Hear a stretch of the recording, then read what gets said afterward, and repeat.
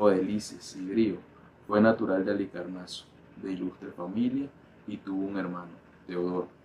Pasó a Samos a causa de Lindamis, tercer tirano de Halicarnaso, después de Artemisia, porque Pincidelis era hijo de Artemisia y Lindamis de Pincidelis. En Samos, pues, cultivó el dialecto jónico y escribió una historia en 9 libros, a partir de Ciro el Persa y de Caudales, rey de Lidia. Volvió a Halicarnaso y arrojó al tirano, pero al ver luego la mala voluntad de sus conciudadanos, fue como voluntario a Turio, que los atenienses colonizaban.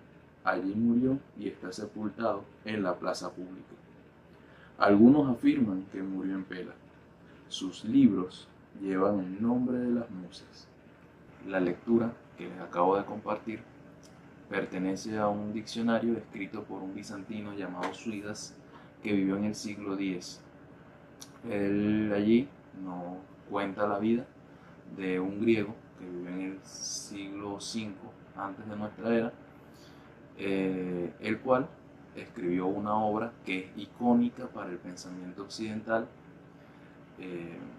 llamado Los 9 libros de la historia. Se podría decir que este fragmento es bastante veraz y fidedigno con respecto a los datos que comenta. Sin embargo, en él hay 2 errores que en el transcurso del video vamos a procurar corregir.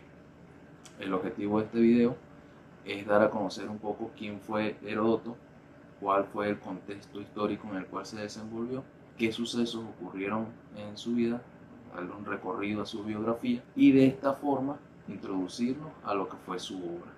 Para comenzar vamos a responder quién fue Heródoto. Heródoto es considerado el padre de la historia.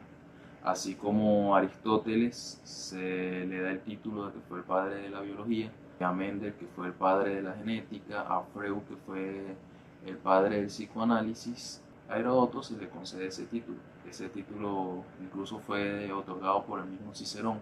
Cicerón fue un filósofo y historiador romano. Incluso Cicerón también llegó a decirle que Heródoto era el milagro griego. Su obra logró sistematizar de una manera bastante concreta, veraz, elocuente y por qué no, hasta cierto punto simpática, lo que fue el devenir de las guerras médicas y las guerras del Peloponeso, explicándonos un poco de la historia, de la cultura, de los egipcios, Babilonia, persas, de los mismos griegos. Así que esta obra nos da un plano demasiado amplio de lo que viene siendo el mundo antiguo, la Grecia clásica, lo cual nos lleva a el contexto histórico en el cual fue escrito. A título personal, yo considero que lo que motivó a que él se embarcara en la realización de esa obra se debe al contexto en el cual él se desarrolló.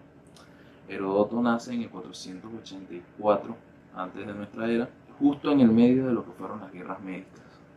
En el 490 comenzaron, culminaron en el 478, y justo allí en el medio es que él nace.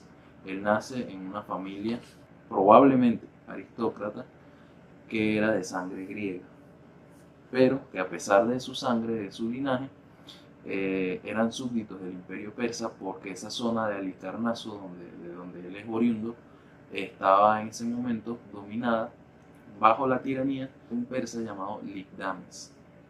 Según algunas fuentes, un pariente de él, Paniasis, algunos asumen que es un tío, otros asumen que es un primo, plantean que en medio de una revuelta en contra del tirano resultó muerto, y como consecuencia sus padres debieron abandonar Halicarnaso y se trasladaron hacia Samos.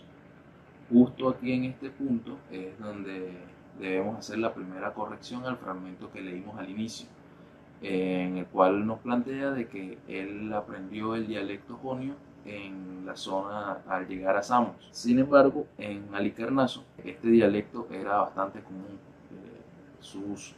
El cambio de lo que fue Halicarnaso, que era una zona que tradicionalmente pertenecía a las tribus dóricas, al moverse a Samos, que era una zona tradicionalmente de las culturas jónicas, generó un choque al observar las diferencias de costumbres, de cultura, quizás de formas, ciertas conductas morales, sumado a que su entorno era griego, pero estaban bajo un dominio persa, lo cual traía en sí también una cierta transculturización, despertara su curiosidad sobre otras culturas, sobre otras gentes, sobre las diferencias que habían entre uno y otro, y también lo que los unía.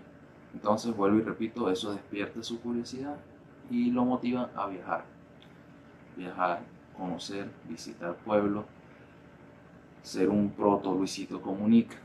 Así que durante un tiempo él estuvo viajando. Se reconoce que incluso él viajó a Egipto a conocer esas culturas de allá, pero como él mismo plasmó en varias de sus obras, como la desgracia tenía que suceder, nuevamente comienza la guerra. En el 460 se inicia la guerra del Peloponeso.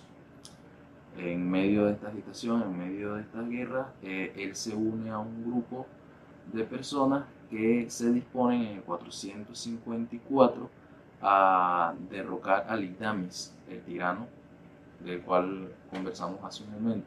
Luego de quitarlos de poder por ciertas circunstancias, él decide retirarse nuevamente de Halicarnaso y comienza nuevamente sus viajes. En este caso ya no son no son solamente viajes de aprendizaje, sino que ya su obra había tomado bastante forma y empieza a hacer lo que algunos llaman viajes de lectura.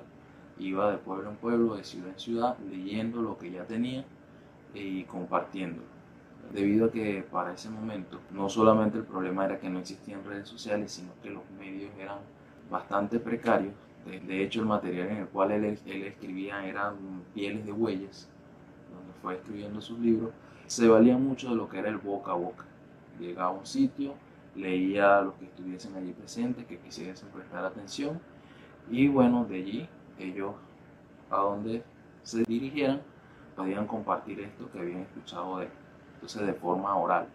Dichas condiciones son difíciles, sin embargo hubieron ciertas circunstancias que fueron propicias para él. Por ejemplo, logró tener la oportunidad de hacer sus lecturas en los Juegos Olímpicos griegos. Eran fiestas enormes en las cuales se reunían muchos de los griegos. Allí hay un dato curioso acerca de esas fiestas que ocurrieron, porque vuelvo y les repito, estamos en ese momento, todavía estaban ocurriendo, estábamos en medio de las guerras del Peloponeso y sin embargo se celebraron los Juegos Olímpicos griegos, y allí, pues al ver tal magnitud de personas, él pudo llegar a muchas más gentes.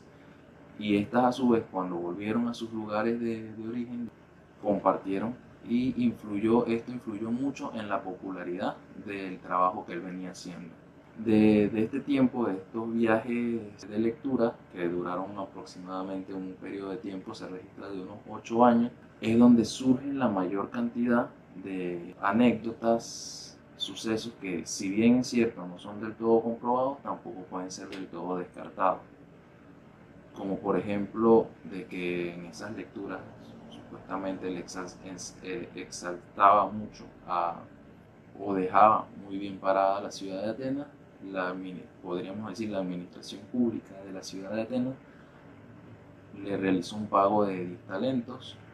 Se dice de que hubo una ciudad, por ejemplo, Tebas, que debido a que no le otorgaron permisos a él para que abriera unas escuelas, él no ayudaba tanto en sus lecturas, en su redacción de su trabajo. Sin embargo, esto es algo que, volver repito, no es completamente comprobado, debido a que hasta donde se han realizado estudios y análisis de su obra, fue bastante objetivo a la hora de dar las circunstancias, de dar datos de lo que estaba registrando. Y otras anécdotas que suenan más a memes que a hechos reales, como por ejemplo que durante una de esas lecturas hubo un pequeño niño que lloró de la emoción. Este niño era Tucídides, quien de mayor se convertiría en un historiador y un gran militar griego, a quien cuenta esta pequeña anécdota de que Heródoto mismo le felicitó y le dijo que era algo así como un niño llamado a hacer algo grande y es un gran científico. Recuerda mucho a esas anécdotas atribuidas a nuestro queridísimo Chuck Norris. Entonces podríamos decir que Heródoto vendría siendo como que el Chuck Norris de la historia. Pasado esos viajes de lectura y terminada ya la primera parte de estas guerras del Peloponeso, él decide dirigirse hacia Turios. Turio fue una ciudad cuya fundación fue dirigida por Pericles. No se sabe a ciencia cierta si él estuvo entre esos primeros colonos, pero sí se sabe que él obtuvo la ciudadanía de Turios. Y ya en el 431 son retomadas nuevamente las guerras del Peloponeso. Ese inicio de las guerras de ese primer año está documentado también en este libro, debido a que es en el 430 donde se tienen los últimos registros de lo que él anexó allí el trabajo, puesto que en el 426 él fallece. Probablemente en esos 4 años de diferencia quizás pudo haber anexado algunas otras cosas más, pero que con el tiempo se perdieron.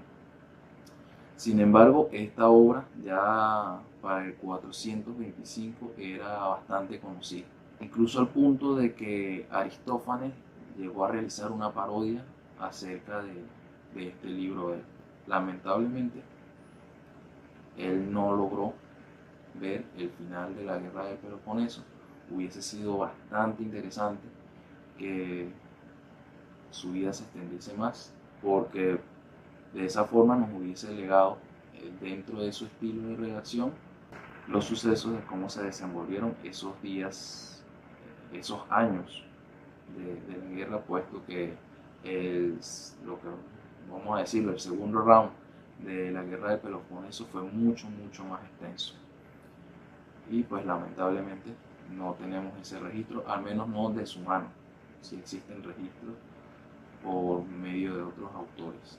Esto es un pequeño repaso de lo que hasta ahora se sabe, se ha podido mantener sobre la vida de Heródoto. Con este pequeño repaso de su biografía podemos asumir que tenemos unas bases como para introducirnos en un análisis un poquito más profundo de su libro, que es algo que ya quedará para otra oportunidad.